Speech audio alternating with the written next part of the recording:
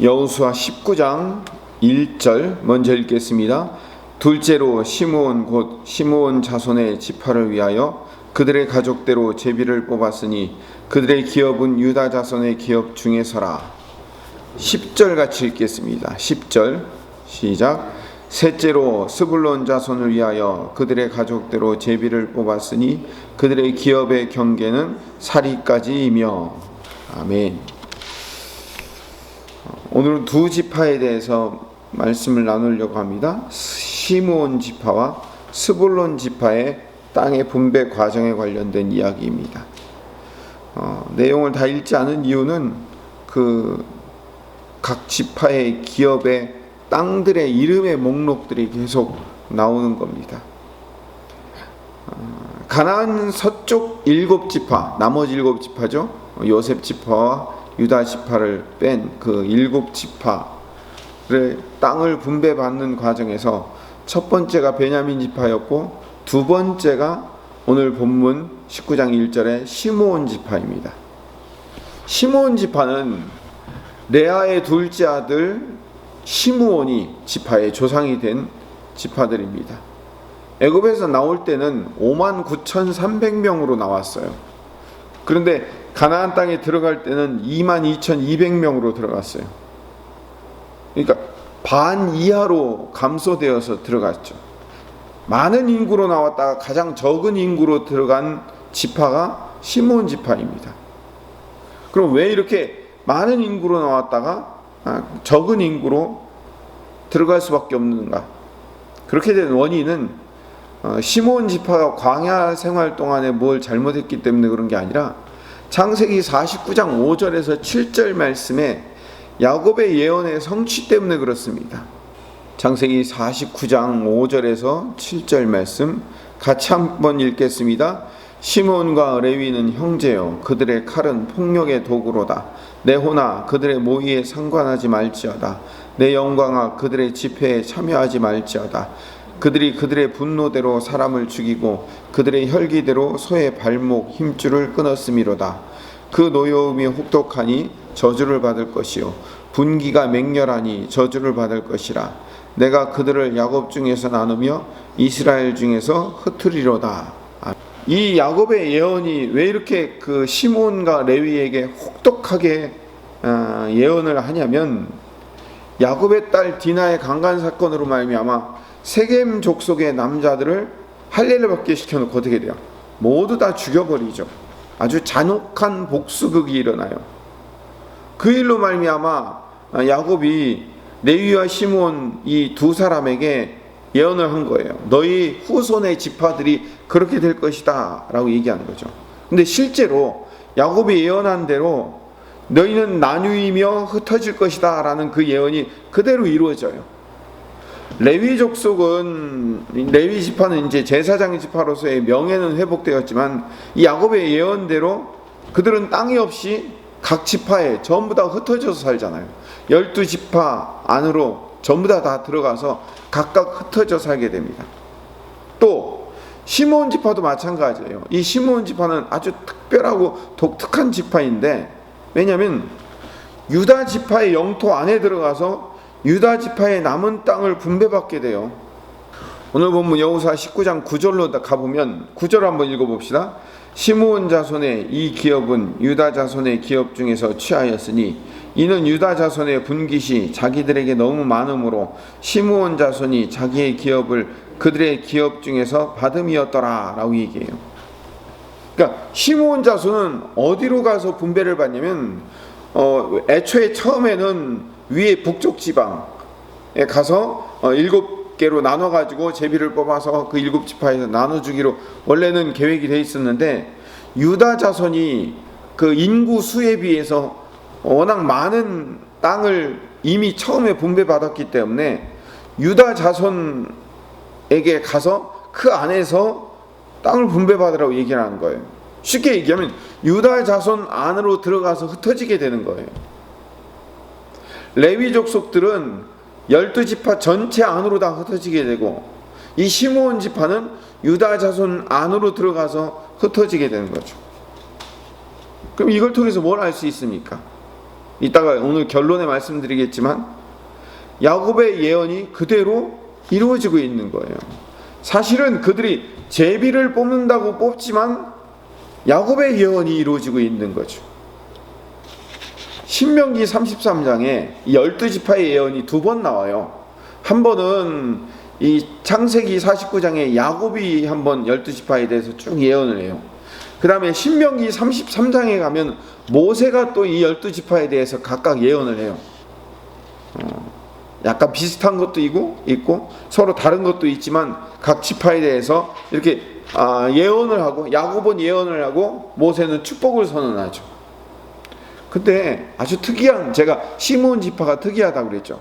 시므온 지파가 특이한 이유는 모세의 예언에 보면 시므온 지파의 이야기가 없어요. 12지파가 다 축복이 예언되는데, 축복이 선언되는데 그 중에 시므온 지파가 없어요. 저도 여러 번 찾아봤습니다. 시므온 지파가 왜 없을까? 시므온 지파가 없는 이유는 아마도 유다 지파 안으로 들어갈 것에 대한 예고의 측면에서 그렇게 하지 않았나라고 생각합니다. 나중에 사사기 1장 3절에 가보면요, 유다가 그의 형제 시므온에게 이르되 내가 제비 뽑아 얻은 땅에 나와 함께 올라가서 가나안 족속과 싸우자. 그리하면 나도 내가 제비 뽑아 얻은 땅에 함께 가리라 하니 이에 시므온이 그와 함께 가니라. 유다 족속과 시므온 족속이 함께 같이 올라가서 싸우자라고 얘기해요. 왜 같이 올라가서 싸울까요? 같은 땅을 소유하고 있기 때문에 그런 거예요. 시므온 지파는 이 유다 땅 안에 속해 있기 때문에 그런 거죠. 그리고요, 또 이 특이한 시므온 지파 이야기를 해보면요, 사사기 이후로 이 시므온 지파에 대한 언급이 거의 없어요. 에스겔 같은 곳에서 이제 천상의 예언을 하고 있을 때 이제 12지파들에 대해서 얘기할 때 시므온 지파가 나온다든지 이렇게 특별한 부분에서만 나오고 영적인 어떤 차원에서 이야기만 나오고 실제로 시므온 지파에 대해서는 이야기가 없어요. 그리고 시므온 지파 출신의 인물도 전혀 나오지 않아요. 구약 성경에.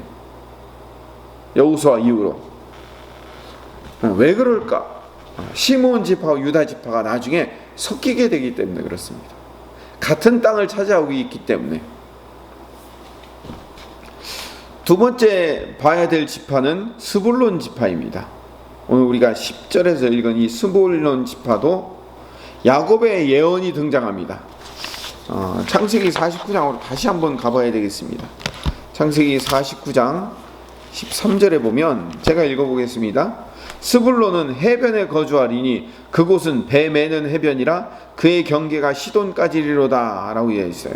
근데 여기서 해변이라고 얘기하니까 지중해 해변을 얘기한 거라고 생각할지 모르겠지만 스불론이 해변에 거주한다는 얘기는 갈릴리 해변을 얘기하는 겁니다. 유대인들은요, 특이하게 물이 많이 모인 곳은 전부 다 바다라고 불렀어요. 그래서 갈릴리 호수도요, 굉장히 넓거든요. 이스라엘 백성들의 입장에서 보면. 그래서 이 갈릴리 호수도 갈릴리 바다라고 부른 이유가 그들은 하여튼 물이 조금만 많이 모여도 전부 다 물이 많이 모인 것은 바다라고 불렀기 때문에 그래요. 그래서 갈릴리 해변이라고 부르는 거예요. 스불론은 해변에 거주하리니 실제로 갈릴리 해변 근처에 거주를 하게 됩니다. 여호수아 시대에 땅을 분배받을 때 그들이 제비 뽑은 땅이 여호수아 19장 11절부터 15절 읽지 않은 우리 부분에서 쭉 나오는데 갈릴리 해변 지역을 차지하게 됩니다. 이사야 9장 1절로 가보면 제가 읽어보겠습니다. 전에 고통받던 자들에게는 흑암이 없어졌도다. 옛적에는 여호와께서 스불론 땅과 납달리 땅이 멸시를 당하게 하셨더니 후에는 해변길과 요단 저쪽 이방의 갈릴리를 영화롭게 하셨느니라 라는 말이 등장해요. 해변길과 요단 저쪽의 이방 갈릴리, 이게 바로 스불론 지역과 납달리 지역이 함께 뭉쳐 있는 거예요. 이 스불론 지역과 납달리 지역이 바로 예수님 시대의 갈릴리 지방이라고 부르는 곳이에요. 예수님 시대는 갈릴리라고 불렀는데 구약 시대에는 바벨론 포로로 끌려가기 이전에는 그 지역이 스불론 지파와 납달리 지파가 서로 반씩 나누어서 갈릴리 지방을 차지하고 있었어요. 그래서 나중에 마태복음에서 이사야 9장 1절 말씀을 그대로 인용을 해요. 그래서 나사렛을 떠나 스불론과 납달리 지경 해변에 있는 가버나움에서 사시니 이는 선지자 이사야를 통하여 하신 말씀을 이루려 하심이라. 일렀으되 스불론 땅과 납달리 땅과 요단강 저편 해변길과 이방의 갈릴리여, 흑암에 앉은 백성이 큰 빛을 보았고 사망의 땅과 그늘에 앉은 자들에게 빛이 비치었도다 하였느니라. 그러니까 메시아가 이 갈릴리 지방에서 사역할 것을 이사야 9장에서 이야기하고 그것을 다시 마태복음에 인용함으로 말미암아 예수님이 그 이사야의 말씀을 성취하고 있다라는 것을 보여주고 있는 거죠. 예수님의 고향 갈릴리 지역이 스불론 땅과 연결되어 있는데 어제 주일날 이야기했던 가나 혼인잔치 사건이 등장하는 그 가나 지역이 그 나다나엘의 고향이었던 가나 지역이 스불론 땅이에요. 오늘 말씀을 일찍 정리합시다. 시므온 지파와 스불론 지파의 땅 분배 과정을 통해서 보게 되는 것은 창세기의 야곱의 예언이 무섭도록 정확하게 여호수아 시대에 그대로 이루어지고 있다는 거예요. 창세기의 언약이 그러니까 약 500년에서 550년 전에 했던 그 언약이 그대로 여호수아 시대에 이루어지고 있는 거죠.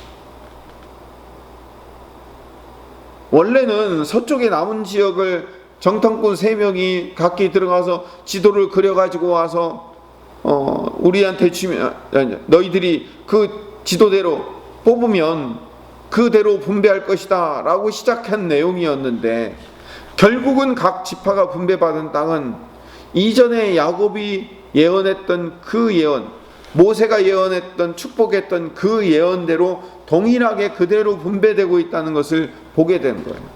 이걸 통해서 우리가 뭘 알 수 있냐면 결국 하나예요.